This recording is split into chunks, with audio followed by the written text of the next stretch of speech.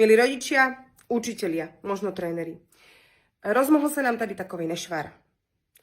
Volá sa to paracetamolová výzva. Paracetamolová výzva nie je žiadna novinka.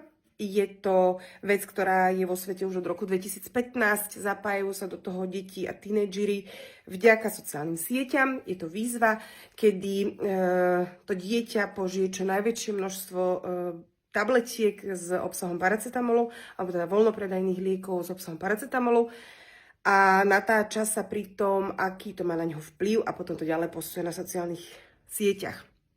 V zahraničí sú bohužiaľ aj prípady úmrtí na tieto paracetamolové výzvy. Na Slovensku sú to iba v úvodzovkách iba prípady hospitalizácie, predávkovania paracetamolom.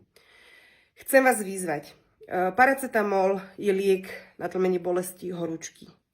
Je hepatotoxický vo vysokých dávkach. Čo to znamená?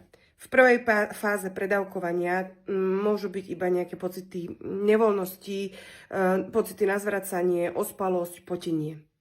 Nevýhodou predávkovania paracetamolom alebo tej hepatotoxicity je to, že po týchto prvotných príznakoch príde čas, kedy je útlm a tomu dieťaťu je dobre.